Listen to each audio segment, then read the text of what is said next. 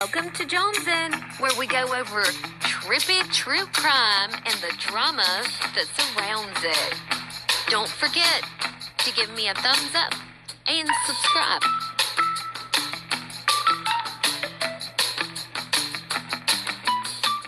17-year-old Robert Robinson and a 12-year-old, whom we're not naming because of his age, were arrested Thursday. Both are charged with first-degree murder in a triple homicide. 16-year-old Todd Bruton is still on the run. Marion County Sheriff Billy Wood says the victims and suspects all knew each other, and it was a case of betrayal that ended in murder. The three victims were 16-year-old Layla Silvernell and another 16-year-old girl found shot in Layla's car. A 17-year-old boy was found dumped on the side of a road. All were found near Oklawaha. The sheriff says they were all shot at the same time. The arrest report says a witness heard 4 or 5 loud pops. Evidence shows phones recovered had several images, including one where those allegedly involved were wielding a handgun pointed at a camera. Again, here's a look at the third suspect, 16-year-old Taj Bruton. If you have any information of his whereabouts, contact the Marion County Sheriff's Office. First of all, I appreciate everybody being here. We're here for two reasons. Because of a very extremely tragic incident that has occurred, but on the other side of the coin, a conclusion to that tragedy. As all of you are well aware, last Thursday, March 30th, we received a call near Forest Lakes Park, where our first victim, Layla Silvernell, was located suffering from a gunshot wound. She would later succumb to her injuries. The following morning, we responded to a location about a half a mile away and located a second victim deceased on the side of the road from an apparent gunshot wound. Then on Saturday, April 1st, my deputies located Layla's car abandoned and partially submerged in a pond about 9 miles from the location where she was found. My investigators located the third victim inside of the car. And I'll go ahead and tell you because you've been asking me for specific details. She was located in the trunk. Now, I want to clear up before we get into those details. Based on the interviews, digital evidence from her phone, she was there of her own free will. Now, I'm going to start off by thanking all of the entities. If there's ever a true example of law enforcement, communities coming together, and a almost perfect collaboration to come to a conclusion in a week on a triple homicide is truly amazing. Those entities include the FBI, FDLE, U.S. Marshal's Office, and in my opinion, probably the best state attorney in the state of Florida for the 5th Judicial Circuit, Bill Gladson's assistant state attorneys, OPD, my deputies, detectives, forensic professionals, and our citizens, who are truly amazing. Now this one's going to come a shock to you. That includes you, the media. You helped us with getting information. My emotions right now are all over the place because I am so proud of my guys and girls. I didn't do a damn thing, but they stepped up to the plate. And yes, you put information out there, and I'll admit this, you wore my ass out of interviews, you hounded me, but don't ever think I didn't use you as well to get the information I needed. Now, the investigators were able to determine that this group of juveniles were involved in committing burglaries and robberies, which they were referred to as a lick. Now, although we had out there that was gang-related, we have nothing specific to say that it was any rivalry or anything to such that cause. But however, each and every one of them, in some shape or form, is associated with a gang. Basically, simple terms, there is no honor among thieves. And at some point, these 3 individuals turned on our 3 victims and murdered them. 2 of them right there. They fled the scenes, but left a lot of evidence in their wake. Through the cooperation of the agencies that I previously mentioned and my office, we were able to begin compiling all of the evidence and finding these killers. Now, we were shocked and saddened by the violence, as all of my citizens. Because we are shocked, not only are the victims juveniles, but the murderers are juveniles as well. I know each of you in the media here and viewers out there probably heard us in law enforcement or even in community events talk about what is the problem. And I'm going to go ahead and address the first thing that I know it's going to come up. Because there are individuals out there viewing, and include some of you media, that want to blame the one thing that has no ability or the capacity to commit the crime itself, and that's the gun.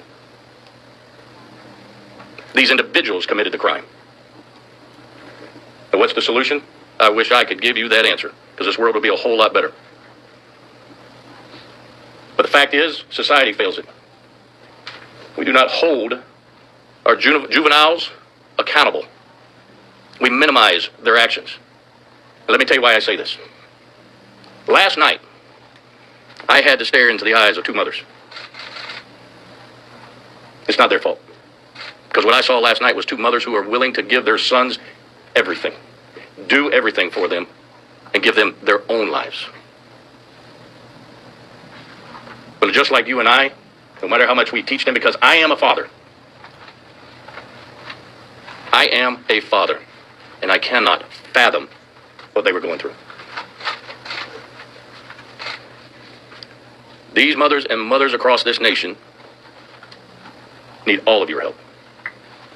Because here's what infuriates me.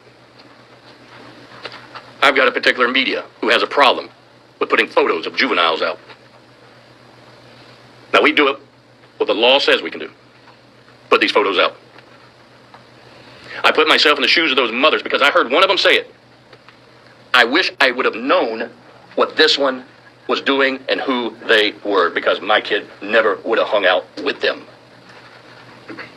And to think and believe to minimize any actions that is criminal of a juvenile is a disservice, and frankly, stupid to think.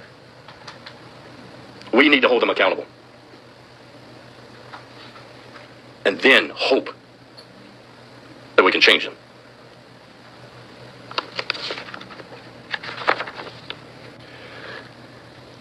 I'm not going to be able to give you everything because there is a third suspect that we were unable to locate last night. But however, you will receive, you may already have it, the probable cause affidavit that tells you the details of the events that occurred. I will tell you this.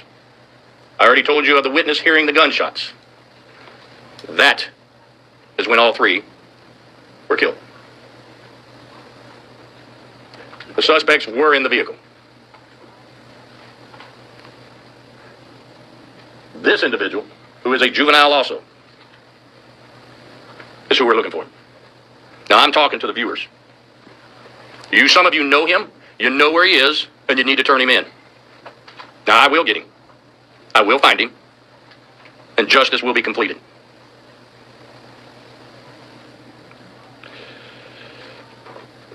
As you can imagine, my thoughts are all over this page right now.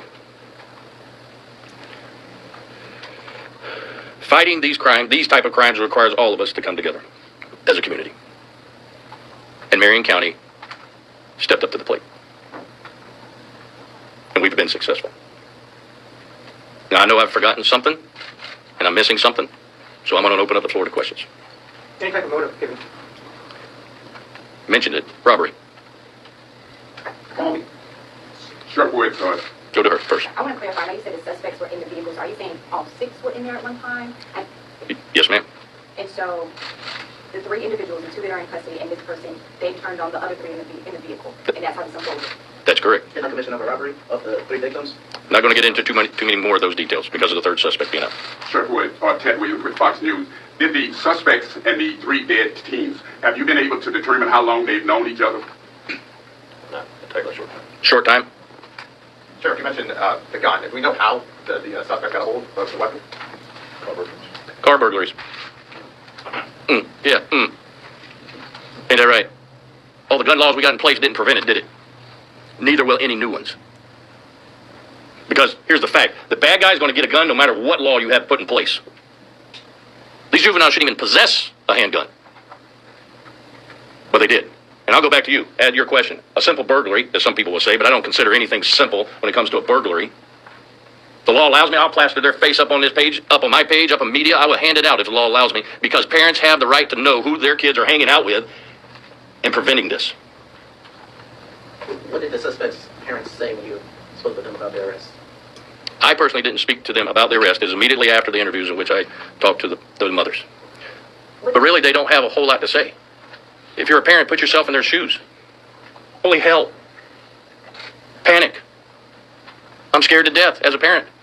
Embarrassed. Ashamed. What do you think they're going to say? Sheriff, do you know if these three juveniles will be tried as adults? All right, state attorney's office is reviewing that right now, okay? So I don't want to say yes and then turn around no, then you'll end up calling me a liar at some point. So. What does to kind of piggyback off that, so what does accountability look like for you? I know you talked about juveniles being held accountable for their actions. I will refrain an awful lot on that answer to this question, to the full extent of the law. Okay, don't take me wrong. I might be hard on people, but I also have a heart. And I've already told you, I am a father. But here's the one thing my boys know. Growing up, the freaking barber had my permission to whip their asses. And not only that, when this stuff came up on TV, I pointed them. I said, you don't have to worry about the law coming after you. Full extent. Because they took a life. Are y'all comprehending that? They took a life without thought. They deserve the full extent of the law. Had you come in contact with these teens before? Because I see the pictures. Are these mugshots from previous incidents? I personally haven't, but have we? Minimum contact. I can tell you right now. I know somebody over here had a question. Sure. Andy?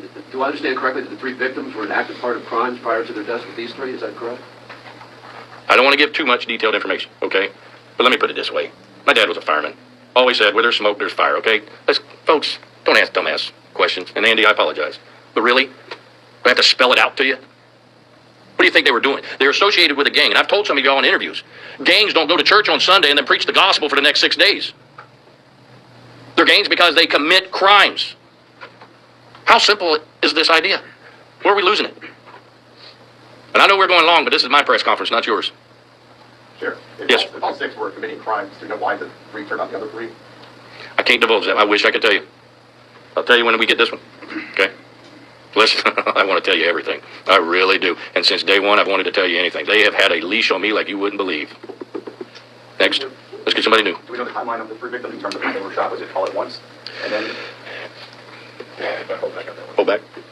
Okay. You heard the bosses. Yes, sir. Do you know how they were apprehended? Were they hanging out somewhere? How were you able to catch up with them? Do you want? Yeah. Go ahead. The one subject on the previous photo, Rob Robinson, was in custody already at the juvenile detention facility. And the Christopher Atkins, the 12-year-old, we located him at his house yesterday after serving a search warrant. So they weren't on the run or anything. They seemed surprised you didn't see you show up. Yes, they were very surprised we showed up. Are you able to make any statements as to what they said? I'll leave that to the sheriff. No, you'll get that eventually. We told you he was in DJJ. He was arrested by OPD the next morning after the murder. What were the charges on that? That's a form of a fray at school. And a fray at the school. Oh, that's what I call a light bulb coming on right there. Remember I just talked about minimizing and holding students accountable? Our school districts, not just here, I'm not going to point out just mine, school districts across this state and across this nation need to quit minimizing the actions of their students. Hold them accountable. That's where the failure is. Do we know where the last suspect was seen? The last place he was seen. We're going to hold that one. Did all three have guns, or was it just one gun? And which one pulled the trigger? Do you know that? All right. Some of that I'm not going to answer. Okay. Some of it I will. The one I will is the two confessed to shooting our third victim in the trunk. How many guns were involved? I'm not going to answer that one. I appreciate your questions. You wouldn't be doing your job if you didn't ask. Any others? Sheriff, is the third suspect, does the public need to worry about him? No, the community doesn't need to worry about them outside of, I want them to find them. That's what they need to worry about, is locating for me. And they do. If you ain't ever watched my Wanted by Woods Wednesday, that's successful and they find them. I'll allow one more. Are these juveniles all students at the same school? No. Alrighty. Thank you. Thanks for watching, y'all. I'll catch y'all on the flip side. Bye.